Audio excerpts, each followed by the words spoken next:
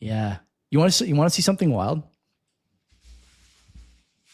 So I made this video. Oh god. I made this video the other day on the football channel. This is what a ball looks like when you get it. This like super abrasive orange color. Okay.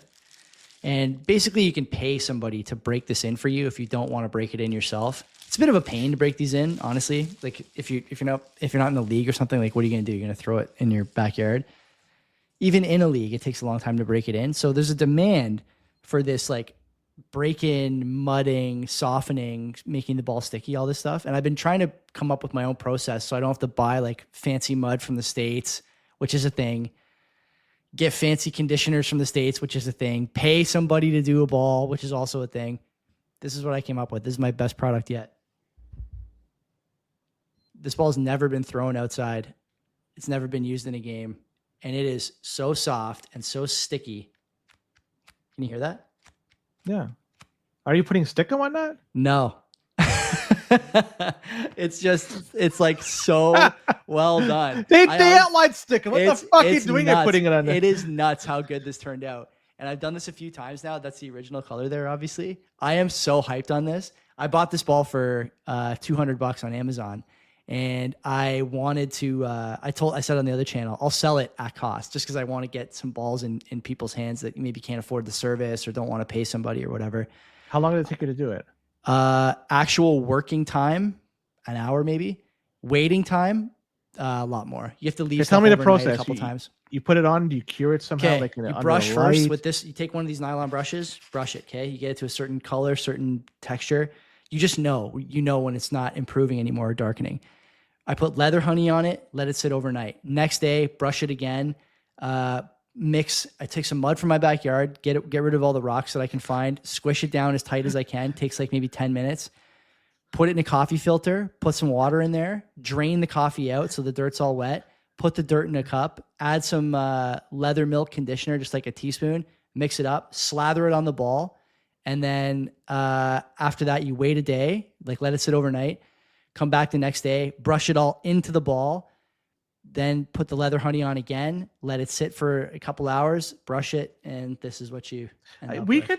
We have enough people that are incarcerated that probably have enough free time, and mud may be plentiful in some of the yards in which they. Oh, right, my so, God. right, How like dare you. why can't we do Jailbirds this? are going to be doing your Why on my not? corner? Oh my God. You always hear the story of them stamping plates and shit like that, right? Oh, I don't man. know if that's just a fairy tale. I'm gonna put a link to the video. Transition to I'm gonna put a something link to the video that I did with that ball in the chat. It's very good. BTC Priestess said on Twitter earlier that the video is erotic. It's not erotic. I have a good radio voice and I'm not even in the video. It's just me talking over video that I took of the process. It's fun. Anyway, let's talk about some notable whatever. I'm into it. Okay, let's let's do something else before we go north, right? Sure. Coachella, right? Coachella. God. Right? The Did you best, hear yeah. about this story? Of course. How could I not? BNPL Central over there. And I don't know, like how the tickets are about $700 US, I think. Well, I have here for not the really base that much, level. Len. The base level one day was $350. American. Yeah, I'm talking USD here. Okay. And the 3-day pass on StubHub was $547. That's as low as that much. So that's what we're talking for a 3-day pass on StubHub versus, and also the 1-day pass, the base level tickets. So, well, apparently 60%, this is according to Billboard, 60% of attendees finance their tickets to attend the festival. Like, how hard up are you to fucking, you have you know to what go. The worst part is? You know what Holy you know what you can't finance? All the MDMA you buy, the tickets to the shows, the beers you buy in the festival field. Like, it's an expensive, going to a festival costs a lot of money. Okay. It's not cheap. And you go there and it's not a place where you're counting your dimes and nickels. You're spending money that you want to spend to have a good time. That's all there is to it.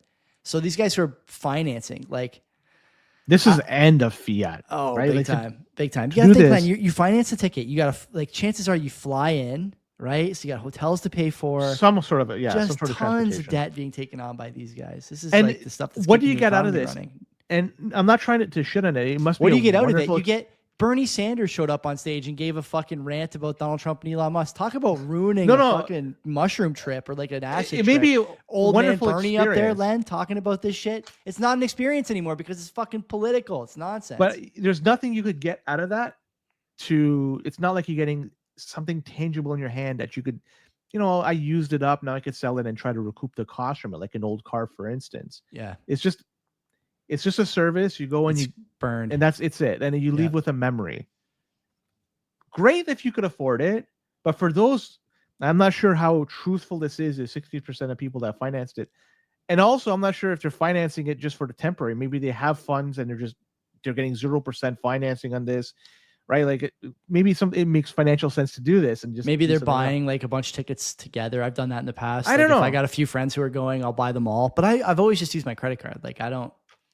It's just a scary. I've done BNPL just to try it out, but I think where did I see the other day? Not the other day, the other month, that like BNPL is now having problems collecting from people for the first time.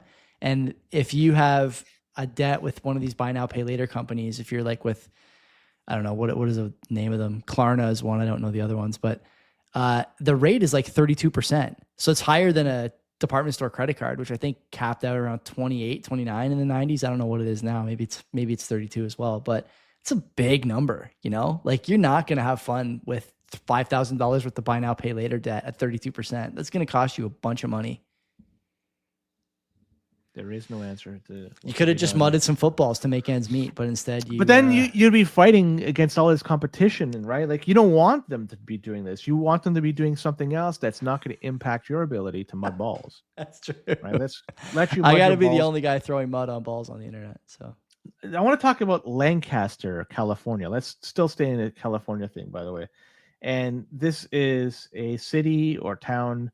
166,000 residents live there as of 2023.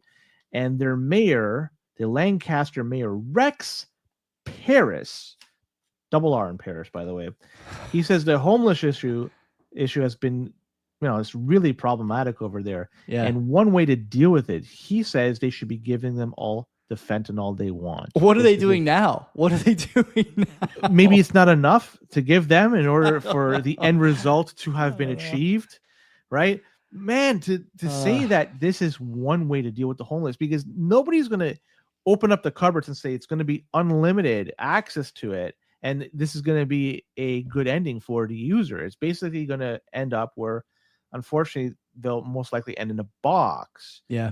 Then on top of that, like this guy is very interesting. Did some research on Mr. Rex Paris. This guy's been the mayor 6 consecutive terms. So it's quite a while. Back in 2012, they changed the mayoral terms from 2 years to 4 years as an example of some people are claiming it manipulating the democratic process. But either way, that's what somebody's. It's beautiful stuff. This guy is just wonderful. I love seeing a story like this. Another like late stage fiat moment here. Truly. Here you go. All the drugs you want. Oh, by the way, we'll also pay for your Coachella ticket. Just fucking go to attend there. What a fucking disaster. How do you recommend this as a way to like deal with the homeless? It's insane. It's insane. Kill them, basically, is what he's saying, right? Let them go out in a blaze of glory, bent over on fentanyl. Listen, I know it's funny to talk about these stories sometimes, at least, maybe not funny, but it's like, shocking enough that you have a laugh about it. California is in big shit. Like that whole state is in trouble in a major way. Newsom is trying to run for president. I cannot wait to see what his campaign looks like. Kamala Harris still, operating in that region of the world. Pelosi, Schumer, Schumer may be on the East Coast, but like the number of people who are winning elections there for 40 and 50 years in a row, and the results that they've produced, it's almost unthinkable. I recommend people follow and listen to Adam Carolla if you want to hear what it's like to be a citizen in these regions, talking about the recovery from the fires. And he's obviously been on TV with Newsom a few times, produced some very uncomfortable results for Gavin. And I think that he's a guy who has the resources to just ignore this stuff and is choosing instead to take it head on.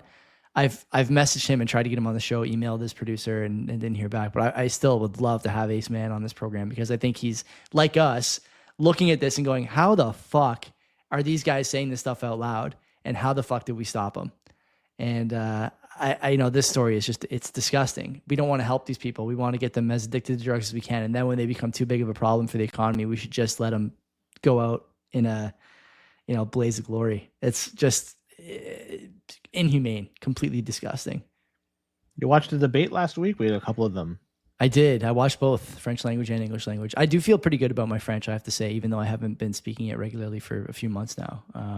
I can more or less understand the debate, which is probably an indictment of the candidates' French more than a pat on the back, as far as my own.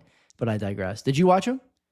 The English one, not the. I watched briefly the French one, and what I did watch of it, I have to admit that I was impressed with Carney's ability to communicate in French. Yeah, I was expecting it to be far worse, but he was able to communicate, to basically formulate sentences and converse, debate, like on the fly. Yeah, and that requires a level of competence of the language, and he has that. You can say what you want about his accent, but he seemed to have done really well with picking up the language, the French language. And so the English one was interesting. Both debates, they did not allow the Green Party to attend. Mm-hmm. So why? What's the rationale for that? I'm curious. They have two leaders, and the debate commission is basically saying you can't do it. They put up a fight, and then the debate commission said, look, our job is to put up candidates who have a real chance at either forming government or contributing to government policy, and you guys are neither. And they also pointed to that the Green Party doesn't run candidates in the minimum 80% of ridings. So they don't? No. So that's another problem with their party. Plus, Elizabeth May is just constantly screaming at the microphone. Like, she has no volume control. It's like just this like screaming harpy all the time. It's really intolerable. You can't even listen to her talk. I'm surprised they still have two. Like, what's the rationale? This is new. It's new. It's new. This 2-leader thing is new. Liz was the only leader for a long time, and this other guy is like my age. It looks like maybe a little older, a little younger, but he's like, what is the point of having this guy? I know that. So to Boomer's point, the Bloc Québécois. I think there's criteria that are. So Boomer's asking, why does the Bloc get to have a candidate or the NDP? The NDP contributes to the government, right? They can make that the case. Bloc certainly will, if depending on where they land. That's what I think too, and I think too there's some other criteria that are a little more foggy and up for interpretation. And at the end of the day, my honest feeling is that the debate commission just didn't want to deal with the Green Party and their nonsense, so they said you can't participate. And there's really no pushback. Like, the Green Party just doesn't have the media presence or the media competency to make a statement about that. So. Is what it is. And Elizabeth May might lose her seat as well, as Polly points out in the chat. Yeah, she is down right now in British Columbia. They've peaked in the last couple elections, and this is it. Now they're going to, just like the NDP, they peaked 2 elections ago. Yeah, more than 2 elections, 4 or 5 elections ago, and they're going to get absolutely destroyed this time around. Jagmeet Singh did not have a good presence at either of the 2 debates. No, and it seems very strange that he's still going out there saying that he's going to become prime minister. If he could, maybe this is, I don't know if this is the best strategy. Well, you remember what happened with a similar situation here in Ontario years ago, right? With Kathleen Wynne. You can probably speak to that more than me, but she, I think, is the only candidate ever to come out like a week before an election and say, we're not going to win. You got to vote for somebody else. Yeah. That's the last time she ran. He should say, look, we're not going to win. All signs are pointing we're going to be a small party at best. All right. Let's try to get to the minimum 12 seats to be considered a party where we get funding and shit like that. But he's still talking about becoming prime minister. Like that talk, buddy, just let it go, because you have, at this particular moment, just looking at everything in front of me, it's got no chance, 0 chance. And it looks like he's not going to win his seat either. They're going to be down to like 7, 8, 9, 10 seats, and they're fucked. This is the second time in like 30 years that they're not going to have official party status. And this time around, I'm not sure if they're going to be able to recover, given where the Liberals have moved in the political spectrum. They may be able to truly swallow up the NDP. Yeah, they need to win. right? They need the NDP to stay weak to win this election. Where do you? I mean, I don't know if you want to talk about the Liberal platform. We don't have to, but What about let's talk about the Conservative platform? I want to talk. Yeah. Okay. We yeah, rag on done. the, okay. we rag on the Libs all the time. The Conservative platform is out. It's is it? It's not costed, but it's GDP GST reduction. I have it up here on the screen actually. Hold on. Right, I did. It's GST reduction among other things, but there's a few points that have started to be leaked out here. Let's see. CPC platform is out. Balanced budget by 26. Elimination of the GST. Removal of income tax for the bottom 40% of earners. Reduction of corporate income tax to 5%. I would like that. We have corporations. Go to their website. Increase defense spending to 2.5 GDP points. 5 LNG ports. East-West oil and LNG pipelines. Go to their website, conservative.ca, and tell me this website says very little. Because what I see is this even their platform, or is this something that I just got rugged on? I don't know. It's hard for me to tell, but this is par for the course. It's not the first time we had parties that don't release a platform. But now go to their website and just look at how bare bones it is. They got a section on merch. You can buy fucking merch. Anything good? I didn't even bother looking. I'll take a look right now. Let's see what we got. I don't think Pierre's going to win. And it goes to bringithome.ca. I want to note that I said on this show over and over and over again that Pierre Poilievre is not a good politician and he's not going to beat Mark Carney. And I think that's going to wind up being correct. I think they're going to lose. And I compare this. I want to just make sure who's going to form government? Who's going to have the most seats? Liberals, really? Yeah, it's going to be. Are they going to have majority or minority? It's going to be a majority. Wow. Yeah, it's going to be a Liberal majority. That's where I'm planting my flag. And I know Paulie's saying I said Kamala was going to win. Yeah, I was wrong about that, but I think this one is. I think this one's a done deal.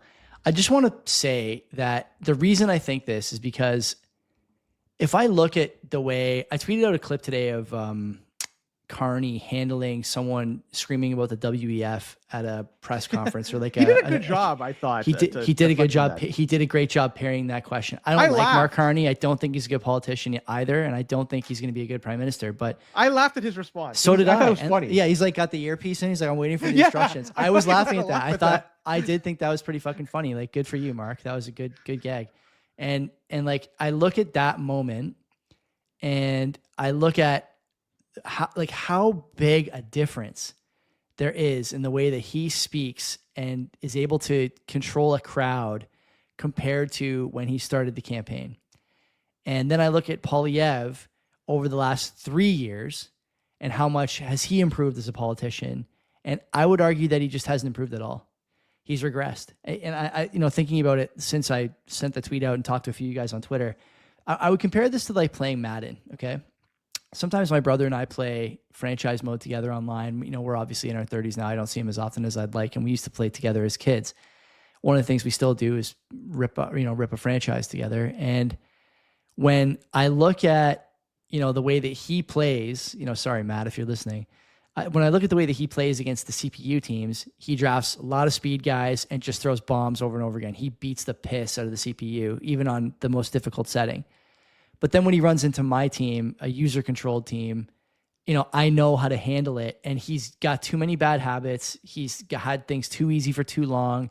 He doesn't know how to change his strategy, doesn't know how to run between the tackles, doesn't know how to control the clock, doesn't know how to stop the run. And I look at Poilievre, and that's what I see, honestly. I see a guy who's been playing on easy mode for 3 years against the least popular candidate in Canadian history, I think, in Trudeau, and the least popular party.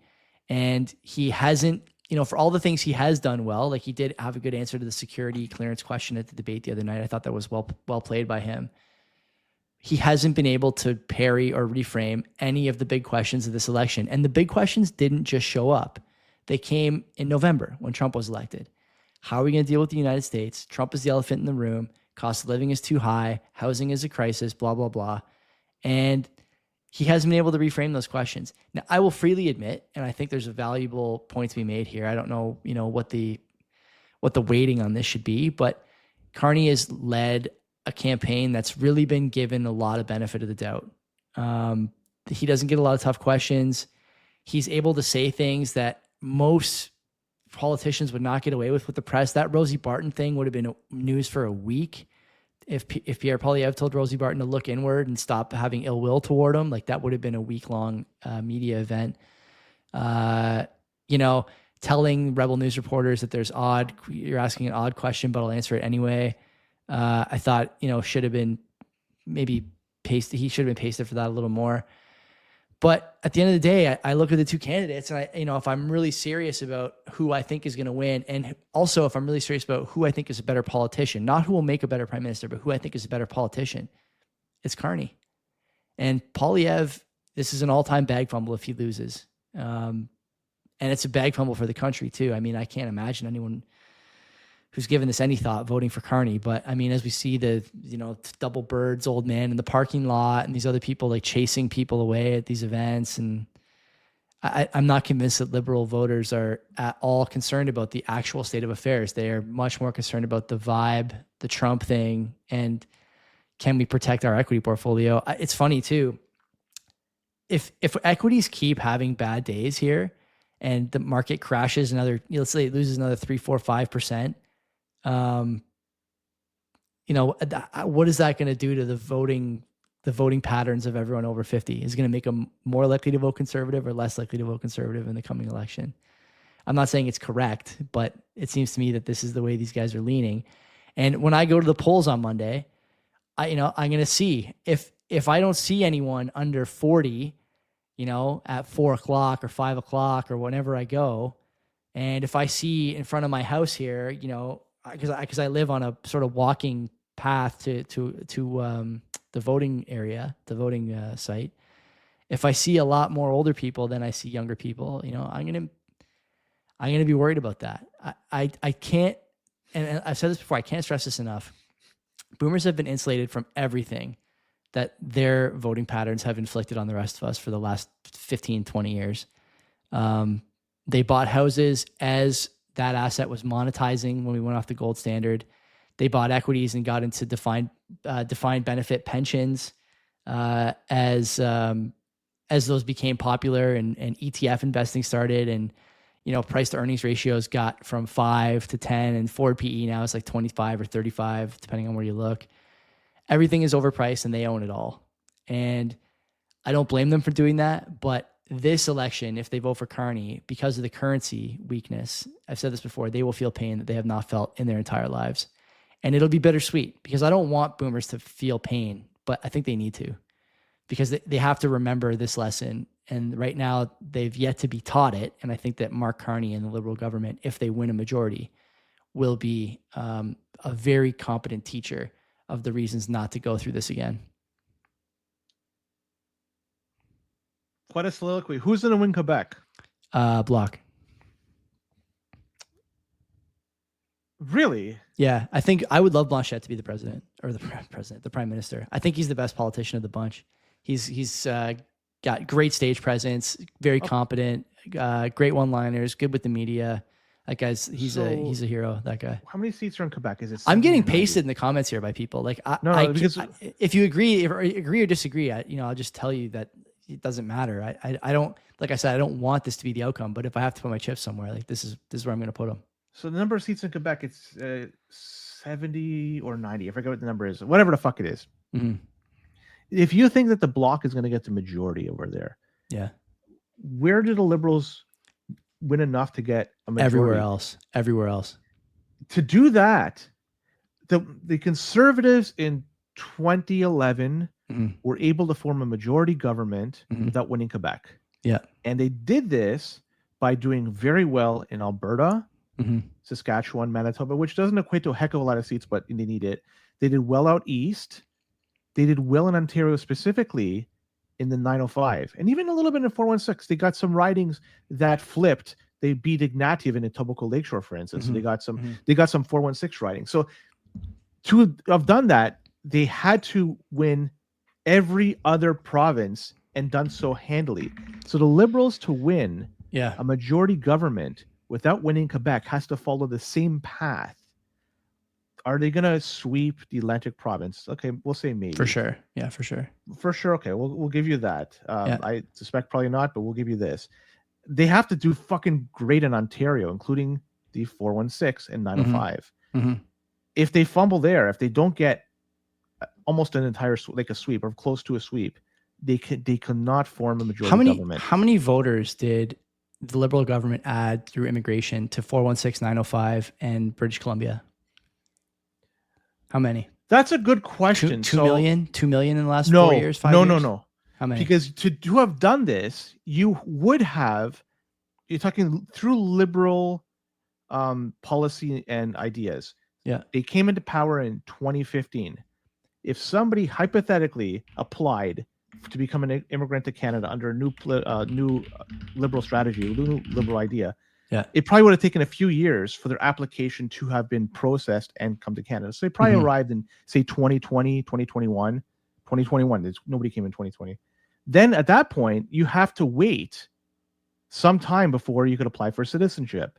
So you're only getting the very first tranche of people that came and applied in 2015, 2016, 2017. They added 2 million people in Toronto, but don't think they were all Canadian citizens. They may eventually become Canadian since citizens. 2015? Correct. It's from 2015, the majority came in the last 5 years.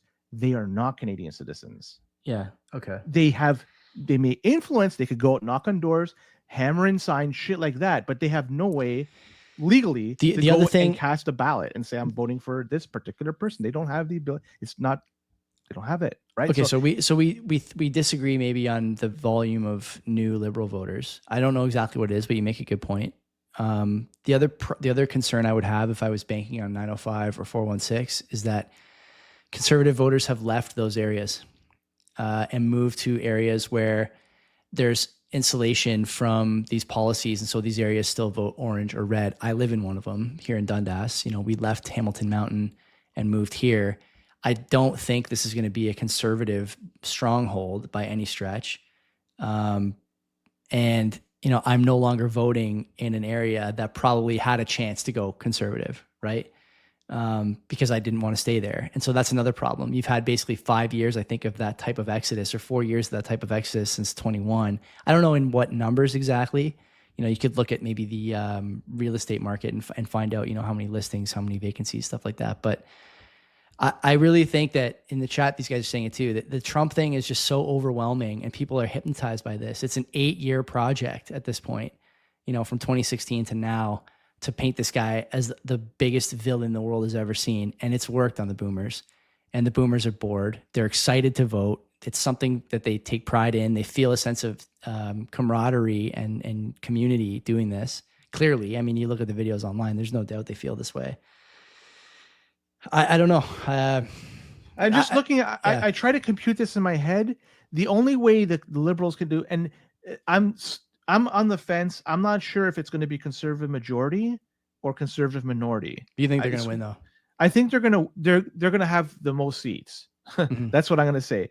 I'm not sure if there's going to be a coalition. Are they going to win the popular vote? Because the Liberals can win the most. They can win a majority without getting the popular vote, right? That's another fun quirk of our system. It's not just that it's not just they'll hold government. They'll have a majority with less votes than the other parties. No, they'll get the popular vote. And whoever gets the most seats, I mean, historically. What's the turnout going to be in this election, you think? 65, 70? Almost 70%, I'll say. Yeah. Almost. Not quite there, but almost. It's going to be higher than previous years. We had 61, I think. One of the previous years was Harper was running. 33 and 21. That was the turnout. No. I don't think it was that low in 20, unless it was a COVID thing that really, it's usually in the 60s. We'll check. Maybe the high. We don't, only for by-elections do you get it that fucking low. And even then, maybe that's too high. Maybe it's even lower for a 62%. Yeah, 62%. There you go. And that was a COVID year. Imagine that. People were kind of scared and stuff like that. 17 million people voted in that election. Yeah. Yeah. So to go back, Poilievre, did he like stumble, or did he just stand his ground? He stood his ground. And everybody else kind of caught up to him, right? Yeah, that's exactly what happened. Okay, that's an interest. I still think this party's gonna become form the most or have the most seats in the House of Commons. And let's see if that's going to be enough to form government or not. I mean, I don't, whatever happens, happens. Like I say, I could worry about things. I could think about things will happen regardless of these things. The only thing I could do is I could go out and vote for Bitcoin, and that's what I'm going to be voting for on Monday. Yeah. I'm going to just write in, I vote for Bitcoin, and put a big B in there. So this is going to be fucking fun to watch next week. We're going to have a good show, but I'm going back to like Quebec. Who's going to win that? And I don't think the Bloc is going to win that. Some Federalist Party has to win Quebec, or has to at least get a chunk of seats from there.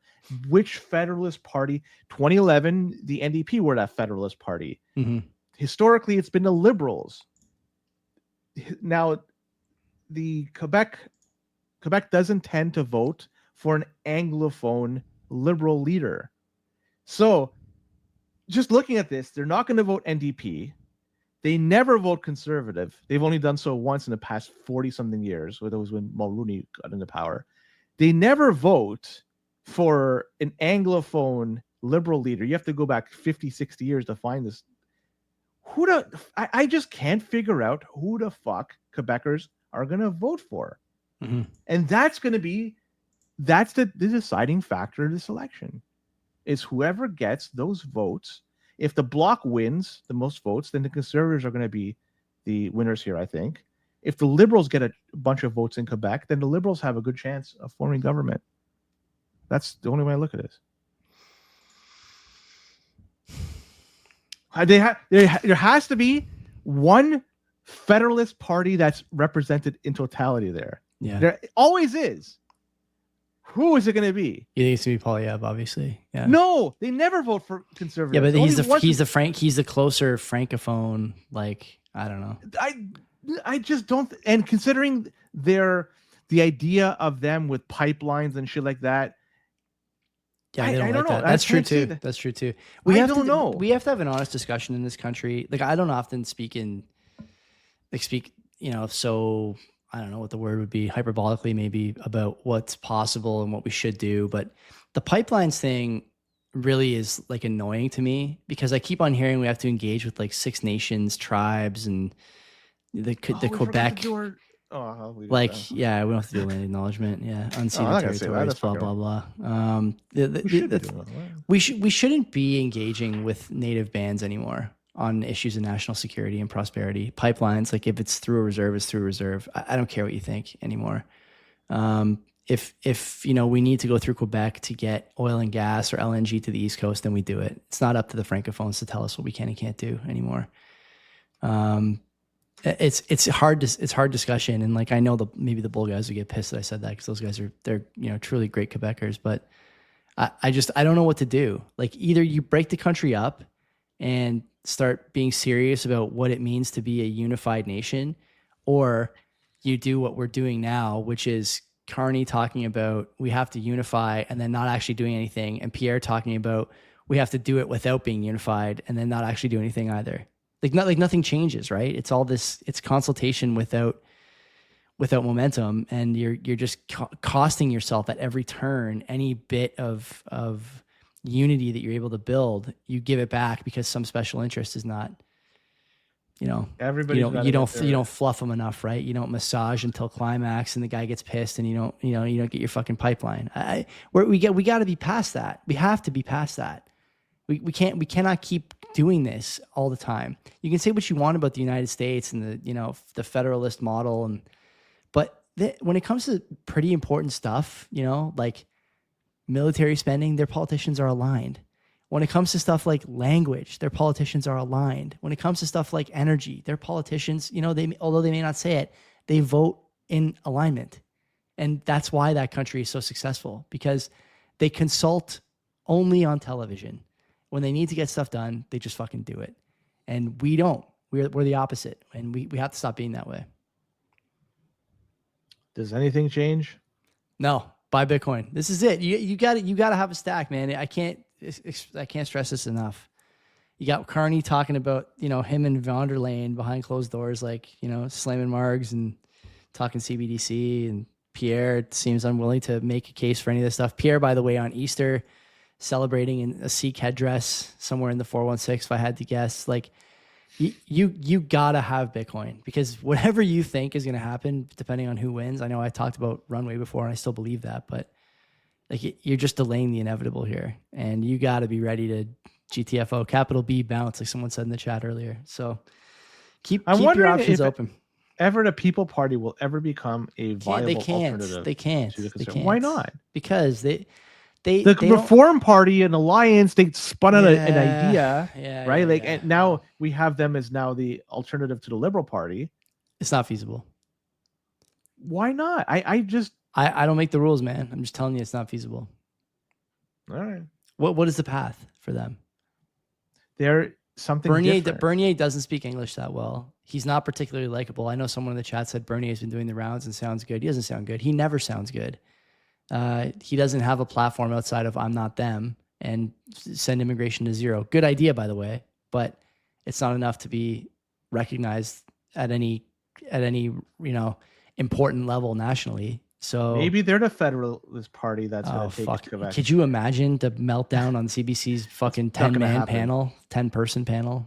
If they could get one seat, that's going to make a lot of people. It's going to trigger a lot of folks out there. Yeah. And the only seat I think that they could potentially win it, I guess, it's Maxime Bernier's seat. And I don't know where he's running, but I'm not sure what chance he has. I mean, we'll talk to Francis about this too. He's got his finger on the pulse of that region probably more than most. So I'd be interested to hear what he has to say. Yeah, of course. I'd be interested to hear what he has to say about it. But yeah, he has shoes.